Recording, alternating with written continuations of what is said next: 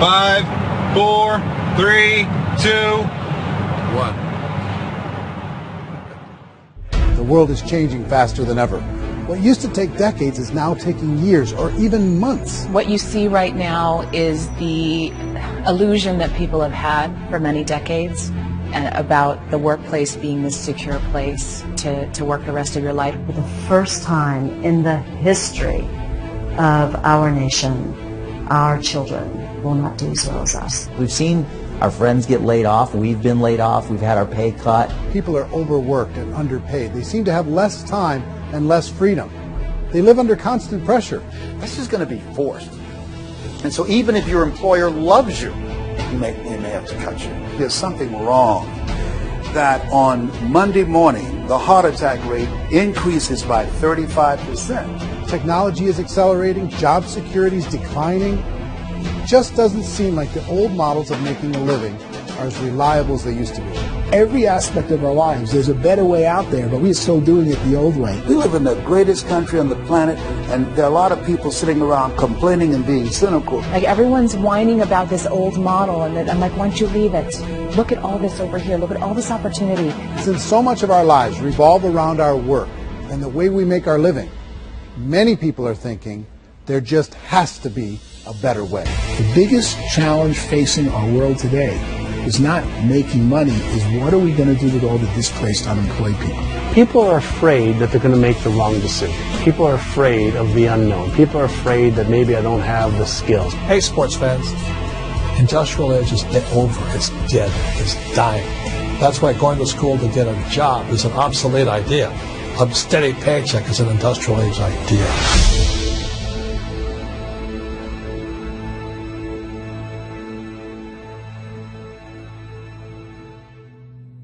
It's the search for answers that has brought us here together today. My name is Eric Worre, and for almost 30 years I've been an entrepreneur, struggling at times, but ultimately succeeding. As a best-selling author, speaker, and business owner, I've spent my entire career helping millions of people around the world to become entrepreneurs. And I believe strongly that there is, in fact, a better way when it comes to how we make a living. The career landscape has changed dramatically, and many are still working in a model that is completely out of date. What worked for previous generations isn't working as well for people today. In this film, we're going to explore 3 important questions. First, what's really going on in our working world today? Second, in this new economy, is it better to become an entrepreneur, or is it safer to work for someone else? And third, if a person decides to become an entrepreneur and start their own business, how can they do it without taking on massive risk? To help in this journey, I've brought together some of the greatest experts and thought leaders in the field of entrepreneurship to share the real facts with you. My intention is to give you new information that will allow you to make choices that are not limited by an old, outdated model. Let's start by understanding what's going on in our working world today.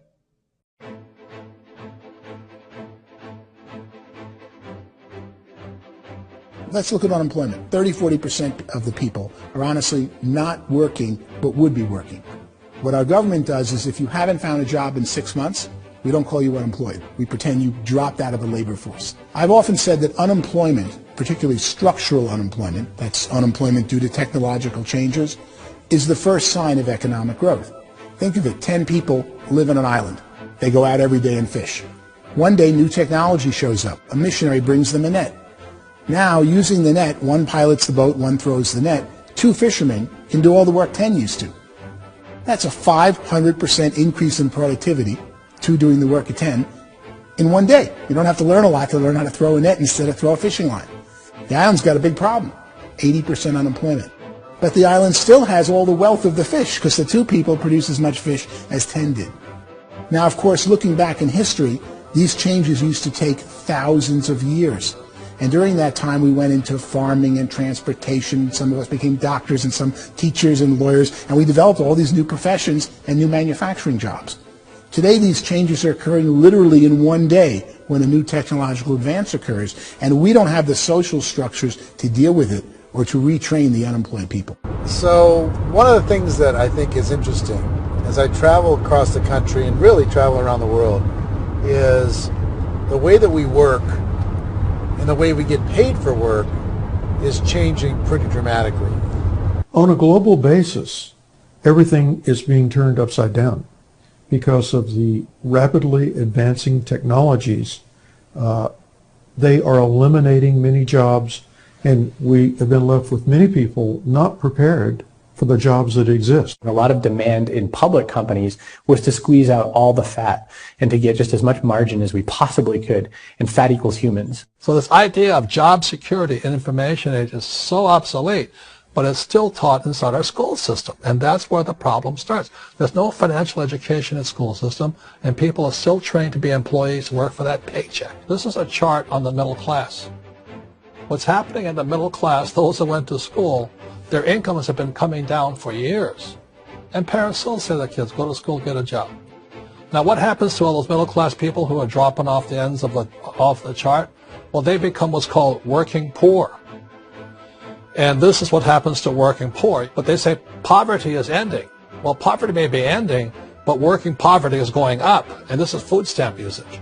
So food stamp usage in America is going through the roof right now, because people cannot earn what they call a living wage. Most people have experienced financial pressures that I think are probably greater than they have been in the past. If you're not working for yourself, then it's going to be a pretty hard road for a lot of people. Today, if you're going to control your future, the 40-40 plan is gone, where you can graduate from college and get a job and work for 40 hours a week for 40 years. That day is gone. So some of these charts actually tell you what's going on. And this is a really interesting one, you know. People are going back to school because if I go back to school, I'll get a nice job. But this is what's happening to, it's called Sallie Mae, which is the student loan guys.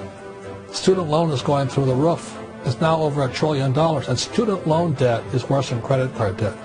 So when people stopped using credit card, the government got people into student loan debt. And the problem with student loan debt is you can never be forgiven. See, with credit card debt, you can declare bankruptcy and all's forgiven. But student loan debt, you can declare bankruptcy, you still owe it. It's the worst of all debt. But this is the next picture. Look at this chart here. This is what's happening to wages of college graduates. It's going down. So you go to college, you rack up all this debt, but you earn less money. Now, that's not that intelligent. Average person who's been working a lifetime in America today is ending their lifetime at 65 with about $41,000 in assets. They earned just enough to survive. I think in the United States we have something like 17 trillion in debt. That's just the federal government debt. We got another 2 in municipal and in other, let's call it almost 20 trillion government. We've got 40 trillion in private debt. That comes up to close to 60 trillion. When you then add something we never had before, what you were talking about, when we look at the unfunded portion of Social Security and primarily Medicare, Medicaid, that at the most conservative estimates from outside firms, Kleiner Perkins, 67 trillion and growing. That's more than all our other debt. There's less conservative estimates that say it's 84 trillion or higher. I added up conservatively $127 trillion in total debt. Debt is a financial drug. When you take it to excess, it's like taking a drug. Yeah, it makes you feel better, it enhances your performance, but at a huge cost, eventually it kills you. And so that's what happens. We keep doing more and more debt, and you get less and less results, just like a drug, until the debt gets so high that it crushes the whole system. That's where we're at, 8.2 times GDP. You know who I feel sorry for? I feel sorry for the person who dreads going to work, who is sick to their stomach on Monday morning, who hates their alarm clock, who gets a little glimmer of hope on a Wednesday because it's hump day and says, thank God it's Friday. And they live for those 2 days a week where they get to be themselves and they don't have to be around people they don't like, and they don't have to play the political game in the office, and they don't have to live this half life. The person that works 50 weeks a year just to be able to have the 2 weeks for vacation. And you know what happens to most of them nowadays? They don't have a vacation. They have a staycation. They have time off of work, but they don't get to go where they want to go because they're overextended. They've got all this debt. They got all this situation. They hate their alarm clock. They can't sleep until they're done. They have to spend most of their life in traffic. I feel sorry for that group of people because there's a better way. They just don't know it. I see this really interesting attempt at rugged individuality in a 6x8 rectangle, and I feel like you're all the same, except for the little push pins of the pictures. There's different pictures. Yours is named Jenny, and his is named Sujara, but it's the same people. And this is how they are, and they're just like the zombies, and there's no joy in there, there's no fun. There's always like the wacky woman who decorates her cubicle, and that's the most she can do there. You got to give her credits, right? The wacky cubicle woman. The basis for their life is worry. I'm worried, you know, maybe I'll get fired. I'm worried maybe my company will go out of business. I'm worried I can't keep spinning the plates on paying the bills. I'm worried about how do I send my kids to college. I'm worried, what if the transmission in my car breaks? That's, you know, 2 or 3, I can't fix it. People live in a sea of worry, and it eats at them. Those signs that people held up during the Depression didn't say looking for gainful employment in a cubicle. It said looking for work. Work is what we're looking for. Job is just a unit of measurement. Work is what we're going after. It's time to look in the mirror and say, it's not the economy, it's my economy. It's my little world of where I am. I need to improve. I'm not going to wait for the economy to come back because, frankly, the economy is doing great in this country. So I'm here on Wall Street, the financial center of the universe, the financial capital of the world. This is where most people's money goes to at least be held for a time, right? With interest rates in banks being effectively zero, and many experts are predicting it's going to stay at zero for the next 10, 20, even 30 years, people feel like they don't have any choice but to put their future into equities, to put their future into the hands of other people on this stock market, and hope that the stock market goes up, hope that the stocks that their advisors pick or that they pick goes up. That's one way to go, I guess. It's my personal belief that if you put your future into the hands of yourself, in other words, you have earning power by yourself, I think you're a better investment than these guys. I think you controlling your future is a better option than handing over your retirement to these guys. The average household income in the United States is approximately $50,000 a year, what they call the middle class. To reach the top 25% of income earners, you need to earn at least $90,000 a year. To reach the top 10% would be a household income of $140,000, the top 5%, $190,000, and to be in the top 1%, you'd need a combined household income of at least $380,000 a year. So here's the question. What do you think would give you the best chance to move up and get to the top 10%, the top 5%, the top 1% or beyond? In my opinion, and in the opinion of many, many experts, the answer is to become an entrepreneur, to become your own boss. The spirit of the entrepreneur is to be a risk taker and to be resourceful and unstoppable and to have a vision of yourself beyond where you are and not willing to settle for life as it is. Think about the great entrepreneurs. They're visionary. They have heart. They're willing to do today what others won't so they can do tomorrow what others can't. Personally, I don't think of the new economy, the old economy. I create my own economy. The entrepreneur's in control. I decide what the economy is going to be like. In the world of entrepreneurship, there are no limits. You can make as much as you want, depending on how much you want to work and how smart you are and how great a team you put together. There's no more lifetime rewarding business than being an entrepreneur. Why in America, where anyone could be anything, would people want to give up their freedom and become effectively a modern-day slave, told shut up and be here every morning at 7:30, leave at 5:30, and do what I tell you? If people decide to become an entrepreneur and work for themselves, they have some traditional options, but they're riskier than you might think. Any kind of a retail business, retail build-outs, is extremely expensive. Even just these small little yogurt stores where they're putting little yogurt machines and you get all the different flavors, you're spending $200,000, $300,000, $400,000 to open a yogurt shop. I would love to buy a Dunkin' Donuts, but it's $500,000 or so to start. I don't quite have that just in case. In our search for a better way to make a living, we've come to the conclusion that becoming an entrepreneur is actually safer than being an employee. And through our look at the entrepreneurial options, one particular path kept coming up from expert after expert. And I think most people will find it surprising because it's certainly a non-traditional business model. That model is for people to start their own business and become an entrepreneur through the creation of a network marketing business.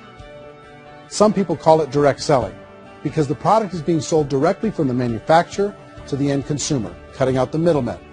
Other people call it multi-level marketing, or MLM, because there are multiple levels of commissions paid. The most common term today is network marketing, because network marketing best describes using a large group of independent distributors, independent entrepreneurs, to move a product or service more efficiently. So my friend here, Donald Trump, and I, we always write about the network marketing industry. And the reason we support the network marketing industry is because it really is a business school for entrepreneurs. Because most people come out of school looking for a paycheck. Oh, that's terrible. I went to network marketing like that. I think if it didn't exist, we should invent it. It is that good. I think direct selling is a great way to do business today. It's very easy to get into that industry, and you can be self-employed, be, in effect, an entrepreneur. When we see multi-billionaires adding network marketing companies to their portfolio of companies, that would be a clue. When we see people who are very famous authors and very famous business people endorsing the industry, that would be a clue. These network marketing companies aren't $50 million companies. They're billions and billions of dollars. They lead the stock market. They're major companies. When we're going to get it? You know, and you're going to school to work for a paycheck. But if you want to be rich, be an entrepreneur. And network marketing gives you the spirit to be an entrepreneur. A traditional company will spend up to 50% of their total revenue on marketing. Network marketing companies use a different approach. Instead of having all that extensive marketing expense, they utilize a network of independent distributors to do the marketing for them. Now, why do they do this? First, because word-of-mouth advertising is so much more effective today than traditional media advertising. Second, some products need to be explained or demonstrated, and an independent salesperson can do that more effectively than an ad campaign. Third, it's completely efficient. The company only pays for the marketing of their product if a sale happens and not before. Imagine if Amazon allowed you to become an independent distributor and paid out 40% of its revenue to that distributor group. All you had to do as a distributor was recommend a product, and if a person bought it on Amazon, Amazon would take care of all the logistics, and you'd get paid for bringing the customer. Now imagine you got paid for every purchase that customer made for the rest of their lives. Well, Amazon doesn't offer this option, but network marketing companies do. 85% of all buying decisions in our society are made as a result of word of mouth or reputation. We're recommending things to each other all the time. You know, who's your dentist? Who's your doctor? Who's your lawyer? What detergent, are you using? What legal system are you using? What product are you using? We're talking to each other about the things that we love anyway. When you go into a big box retailer, you're lucky if the clerk looks you in the eye, much less gives you any detailed or accurate information about what you're purchasing. So of course, this personal information, this education coming from a friend, a neighbor, a relative, or even a stranger, but one who has experience with the product is extraordinarily valuable. As a matter of fact, network marketing can educate consumers probably better than any other form of marketing. It certainly can do better than advertising, because advertising usually has a certain hype to it, and you can only get limited information. So, network marketing trumps advertising. If you were a typical sales company and you wanted to sell $1 million a month worth of product, you might go find 100 superstar salespeople. The quota would be $10,000 a month. So network marketing as a distribution system just flips the numbers. So we use 10,000 happy, raving fans of a particular product, and we don't concern ourselves so much with how much product each one of them individually sells. If they sell just $100 or $200 a month, and there's 10,000 of them, you're selling $1 million to $2 million a month worth of product. And that's the best way I can explain how network marketing works. This is the marketing arm of the company. There's not money being wasted on bricks and mortar. There's not money being wasted on inventory that's sitting stagnant somewhere. There's not of employees standing around that don't have customers. These are people that are going to connect with customers. These companies allow people to become independent distributors for extremely low cost and with no minimum time or sales quota. Essentially, they own their own business and can provide as much or as little sales as they choose. In other words, the distributor gets all the benefits of traditional business ownership without the risk. The advantage of network marketing is the ease of entry, the low risk, and the low startup cost, because almost everything else has very high risk. You can get in for a minimal investment. You're buying into a system that's already been proven, products or services that have been proven to work. The keys to network marketing is providing an opportunity for the masses to get involved, providing an opportunity for the average person who doesn't have the resources to start their own business. All of this so far is fairly straightforward, but network marketing offers another benefit, and it's this benefit that makes it so interesting for entrepreneurs. Network marketing allows a distributor to build their own network of other distributors and then compensates them on the sales created by that entire group. Direct selling is, at its base, very simple. It's the sale of a product or service to an individual on a face-to-face, one-on-one basis, just the way we're talking right now. But there's an important element as well, and that's the offering in conjunction with that sale of product, the offering of an opportunity for someone to make something of themselves. No matter what your social status is, no matter what language that you speak, I mean, look how many unbelievable people are becoming successful to speak every kind of language out there. What an awesome gift to give the world. Instead of having to work your way up in a system and prove that you could be a sales manager, they just decided everybody can be a sales manager. Everybody gets to build a sales team from day one. And so what that brought into the system of growth as a direct selling company is the concept of compounding or geometric progression. Because now you can actually grow sales force very quickly because everybody is enrolling people in their own sales force. People who are like, oh, this is weird, I'm building a sales team, or what do you think you do at a regular company? How do you think a regular company works? Network marketing is the only industry that doesn't say your past determines your future. It looks at your past and says, okay, now what can we train you to do so you can have a great future? Every other employer out there wants to exploit you for what you already know, not teach you something new. Network marketing has the potential to save the United States and the world because it's going to teach people not to be employees but to be entrepreneurs.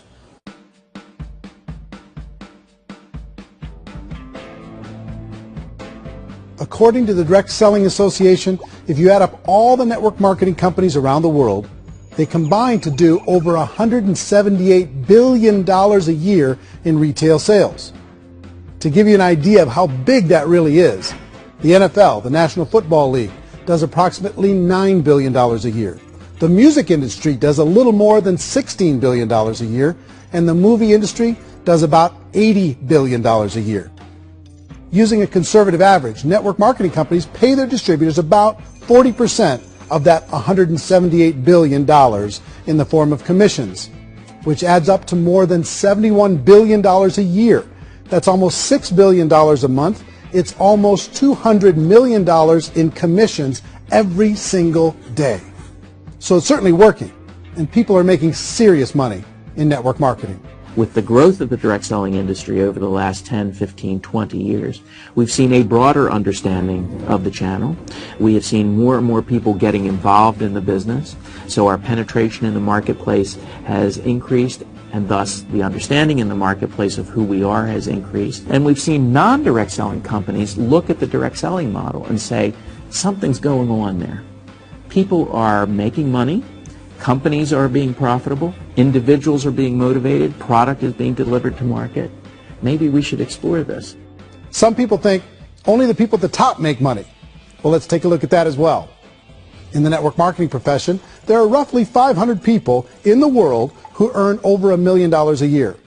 If you round that number up to $2 million a year, that adds up to about $1 billion a year. That takes the $71 billion paid out each year down to $70 billion. So where does the rest of the money go?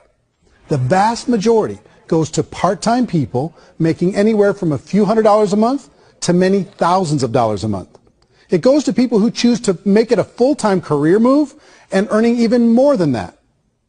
Every day, people are using the money they earn through network marketing to pay off debt, have more fun, and improve the quality of their lives. Everyone I know in network marketing has been doing that since the 50s. They go to work when they want to go to work. They stop working when they want to take time with their children to have a leisurely breakfast and discuss issues and drive them to school. They go back to work when they get home, wherever they're working out of. The biggest thing that I've seen is people that have become much happier in their life. MLM has probably made more millionaires of more people in more countries, and I've spoken to them in 67 countries, than any other single form of business, starting from nothing. If they have a choice between working a job for the next 10 years or working a network marketing business for the next 10 years, the result of working the network marketing business will be better. A lot of people within the industry go on and make this a career and do extremely well at it. Network marketing has been nothing but good for everyone I know that's been involved with it because they did it seriously and they played full out and they've been very successful. It's been a constant barrage of success stories and people showing off stuff they got as a result of it. How many people are involved? Approximately 16 million Americans and 96 million people around the world are currently participating in network marketing. And in a recent poll, 82% of those people report a good, very good, or excellent experience with network marketing. So people are happy.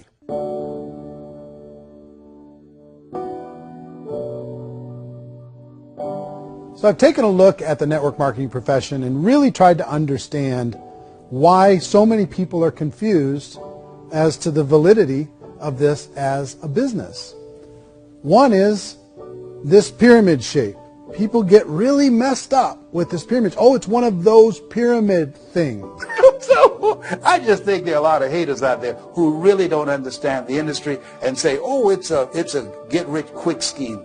It's a pyramid. Well, corporate America is a pyramid scheme. You know what I mean? It goes like this.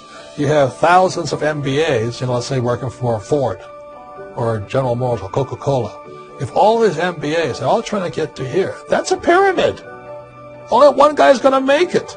Every 10 years, one's going to make it. Whereas you look at network marketing, it's like this. So you're here, and your job is to develop other CEOs coming up behind you. So it's an inverse pyramid. In network marketing, it's a very simple concept. If you sell product, you get paid. It is paid based on production. There is no first mover's advantage. There is no investment component where the more somebody spends, the more they're entitled to make. So the two are polar opposites of each other. It doesn't matter what shape the company is or the compensation plan is shaped, whether it's a circle or a pyramid or a triangle or a trapezoid, it doesn't matter. If compensation is coming primarily from recruitment, then you've got a problem. On the other hand, if an operation is basing their compensation to participants on the basis of sales, even when those sales are generated by people you've recruited, well, then you're a perfectly legitimate enterprise. That's the legal test. It's the practical test. Another issue that's been true in the past that is no longer true now is people used to be in network marketing loaded up with products that they couldn't sell, and they ended up a loser. They ended up with a bunch of product in their garage, they ended up with a bunch of products sitting in their kitchen shelves or whatever, and they thought they could sell it, and then they weren't willing to or able to sell it, and they ended up with a bunch of stuff, and they were bitter about it. There was this thing called front loading where you had to buy, if you bought $25,000 worth of product, you got better commissions and all this. Today, it's almost all done by computer. It's direct mail, comes from a warehouse somewhere else. You don't have to have all this inventory. You don't have to stock up. It's a paperless world now. Most of it's done online. You have a back office. It really works. And I mean, the technology has changed everything. Third issue is people start talking about 99% of people in network marketing don't make any money. Well, we've talked about that over the course of this journey together. Almost $200 million a day is being paid out to network marketing distributors around the world. The naysayers, the people who say that it doesn't work, are usually the ones who just don't know how to make it work for themselves. And so they're giving you an opinion, and I tell people, don't confuse people's opinions with expertise, because opinions are free. And don't confuse sincerity with the truth, because people could be sincerely wrong. But here's the reality inside of network marketing. The vast majority of people that get involved in network marketing just become customers, and they get involved to be able to purchase product at a lower price. If you take Costco as an example, if a person goes into Costco and gets a membership to Costco so they can get a lower price on the product, we don't call that person a loser because they have a bunch of product that they walked out with a smile on their face. Yet when some people want to take a look at network marketing, they say, well, those people, they're just using the product and they aren't earning an income, so they must be a loser. They're not a loser, they're a happy customer. That's the vast majority of people that are involved in network marketing. Now, a smaller percentage of those people decide to go build a business. They earn $300 a month, $500 a month, $1,000, $2,000. That's the bulk of earnings in network marketing. And then there's the few that really decide to take it serious, really decide to build a large network, really work to make that network very, very productive. And those people make huge amounts of money, and there's no cap. What I do as an outside economist, just somebody looking at this industry like any other industry I speak in, and say, look, what's the realities of this? 1% do incredibly well. 10% generate some additional income at pretty low risk and effort. That's not, and 90% of people roughly end up customers. One thing that I think is real when it comes to people's perceptions about network marketing is people put this, and distributors, I think, involved in network marketing have some responsibility for this. They have sometimes unrealistic claims about the product or about the income. Most people who become distributors, they want the money, they want to be successful, but they don't have the skills. They don't know what to do. And when people don't know what to do and they're in a new business, they're scared. And when they're scared, they panic and desperation kind of sets in. So they think everyone they talk to has to get in. So if I talk to you and you say, well, no, I don't have time to do that, they're like, no, I need you. You have to do this or I won't be successful. So I start clawing on you. I start that desperation. So then I start making claims about the product, which are not appropriate, probably not even true. Or I start saying, oh, let me show you how you can make all this money and you don't have to do anything, Eric. And so you just totally misrepresent the opportunity, and you're clinging with people because you think you need everybody to be successful, and you don't. You know, one of the messages that I try to deliver most forcefully to companies as well as salespeople in direct selling is that you don't have to overpromise. The reality is in network marketing, there's a lot of hard work involved. There's a lot of effort. You're going to have to develop yourself. It's a business like anything else. It's going to take some time, but in my opinion, it's better.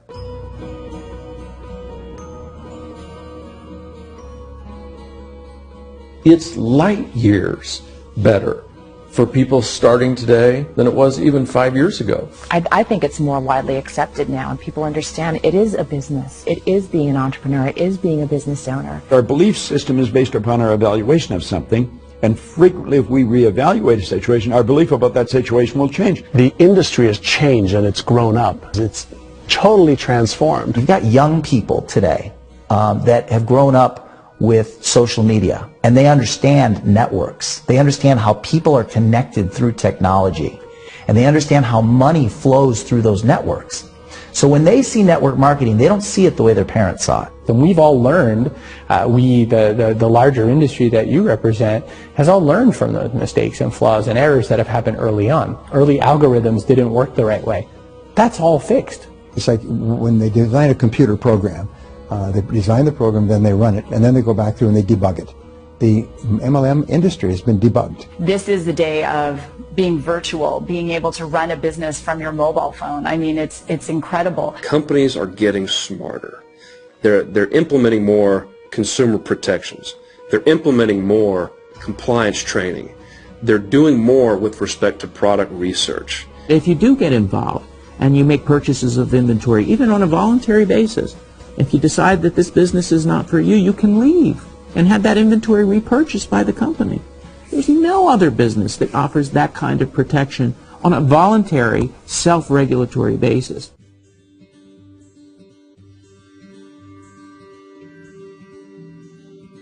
If you decide to look further into a network marketing business in order to generate more cash flow for your family, I would recommend reviewing the following 4 elements. First is the product or service. And on the product or service, I would ask 5 important questions. 1, do you like it? Is it something you would feel comfortable sharing with others? 2, is there a recognized need in the marketplace? It's hard to create a need if one isn't naturally there. Third, does the product meet that need? Does it solve a legitimate problem for consumers? And fourth, is it priced to sell? Can it compete in the marketplace? And fifth, is it priced for profit? Is there enough margin for the company and the distributor to be able to generate income for the long term? If you can answer the questions on the product to your satisfaction, the next element to consider is the company itself. Is it well run? Do you believe in the founders or the management team? Do you feel they have what it takes to go all the way? See, it doesn't matter how good the product is if the management can't take care of the company. Good management can change with the times. They can handle adversity. They can make good decisions. Make sure you choose a company that can serve you for a long time. The third element to consider is the compensation plan. And with that, there are 3 important things to look at. First, a brand new person needs to be able to generate some money fairly quickly. It may be an obvious reason, but you can probably imagine the ripple effect of a distributor getting involved and having even a small victory fast. That can only help with the overall success of the organization. Second, a person should be able to develop a moderate part-time income in a reasonable period of time. As they develop their network and as their sales grow, they should be able to enjoy more benefits. And third, for the people who are really serious, for those who decide to really go pro in the network marketing profession, there should be the possibility to make a serious full-time income if they work hard and are committed to developing their skills. If you're comfortable with the product, the company, and the compensation plan, the last thing you should look at is the support that will be made available to you. Does the company have a website? Does it have a solid online reporting tool? Do they have comprehensive training available? Do they host events to help you build your business? If you decide to do this, what kind of a support system can you plug into? Choosing a network marketing company is a personal decision. But evaluating the 4 elements of product, company, compensation plan, and support is a great place to start. Is the company promising that you're going to get rich quick or that you can make a lot of money without a lot of effort? That's a red flag. Is there a product that you really believe in that you think can be sold? Or are you being told by salespeople or the person who's trying to recruit you or by the company itself that don't worry about the product, all you have to do is recruit other people into the business? Red flag, warning sign. If you're hearing that, take a second or even a third look. Get to know the customers, the products, the business, have some success, and see where the opportunities might take you to move up in the organization. You want to find out how concerned are they about my education, my training, and my development? Is there a space for me to grow? Most important question. Learn everything that you can about the product. Make sure it's something that you believe in, and learn everything you can about the industry and work that system. You have to be very passionate about whatever that company is doing. I would get involved. You can always test drive anything, you know, the product, the service, the community, and then lean into it a bit. If it feels good, then lean into it a lot. Behind me is the Lincoln Memorial. And this is a place where Martin Luther King Jr. had his famous "I Have a Dream" speech. And at that speech, he talked about his dream for equality for everyone around the world, and that's a noble dream. But I think more people need to remember what it was like when they were kids and the dream was still alive in them, before it got beaten out of them by reality, by this paycheck, by these responsibilities, and by having to live for this job to pay the bills. I think people need to remember that, go back to that. Once they know that there's a better way, I think their future is going to be much brighter. They can live a better life.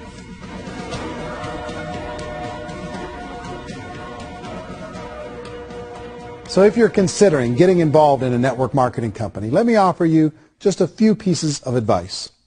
First, network marketing isn't perfect. It's emotional. It's challenging. Like any entrepreneurial venture, It can have its up days and its down days. But if you have an entrepreneurial bone in your body, it's just better. Second, if you're going to do it, decide to be professional. Decide to go pro. It's better to do that than just be this amateur sticking your toe in the water. Third, as any professional, you're going to have to learn some new skills. And I promise you, inside of the network marketing profession, they're not too difficult to learn. Fourth, like anything worthwhile, it's going to take some time. Don't expect that you're going to get to the finish line right out of the gate. And fifth, it's worth it. It's worth it to be able to take charge of your life again. It's worth it to be able to control your own financial situation. It's worth it for the people you're going to be able to spend time with. It's worth it for the things you're going to be able to see and the experiences you're going to be able to experience. It's worth it for the causes you're going to be able to contribute to, the lives you're going to be able to touch, the customers you're going to be able to help, the friendships you're going to be able to develop. I promise you, it's worth it. Remember, most people are searching for answers just like you are. But I do have to tell you the catch to network marketing. If there is a catch, if you want to understand this from an emotional point of view, people say, well, it sounds too good to be true. It's not. It's hard work. But here's the catch. Most people still don't understand it. So you're going to have to endure the loss of social esteem from ignorant people. The uneducated will think less of you. Now, if you can handle that, you're on your way. If that's going to destroy you, you know what? Entrepreneurship in general probably isn't in your future. If you can face that catch, you can become unstoppable. I want everyone to really contemplate this if they're not in network marketing. You're in a job, you probably have a mortgage, you have rent, you have debt, whatever's going on. You're in a prison. You work just hard enough to keep them from firing you, and they pay you just enough to keep you from quitting. Come on! I've been there, done that, and bought that t-shirt. In network marketing, if you run into failure, it's really just a homework lesson for yourself. There's no one to blame. You really have no excuse not to be successful. You just don't. People don't want to hear that, but there's so much available to you. If you want to be a good network marketer, be a student to the people above you, be a fellow traveler to the people on the same level, and be a teacher to those below, and know when it's appropriate to do which. People who are not afraid of asking people to buy things, or not afraid of persuading people with a chance they may say no, these people own the future. Nothing happens until something moves. So you got to go move, you got to go do something, or nothing's going to change in your life. In the beginning, you're going to do a lot of things that you don't get paid for. But as you go down the road, you get paid for a lot of things that you don't do. And your job is rehabilitate the spirit, the entrepreneur spirit in all of us. You get it back. You either give it a strong yes or a strong no, but no wishy-washy, dilly-dally stuff in the middle. There's dreams and there are nightmares, but I believe that the biggest nightmare of all is when you don't pursue your dream. You're going to see some monumental growth in this profession. It's an exciting, exciting time to be involved in the network marketing profession. The next 10 years, I see just exponential growth. When that tipping point comes, it's not a matter of asking somebody, have you ever heard about network marketing? You're really asking them, which company are you building your wealth in? We are here to fix the world, to improve relationships with other people, to improve other lives. And the real reward comes as an entrepreneur at any level from teaching somebody something and watching them soar. There is no greater reward.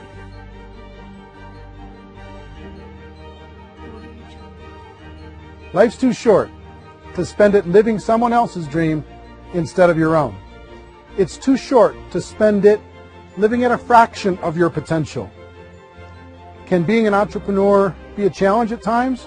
Sure. But here's what you get in exchange. It can be yours. Something that you built, something that you created, something that you made happen. This balloon represents your dream. It represents entrepreneurship. My wish for all of you is that you would reach out and grab it. The choice is up to you.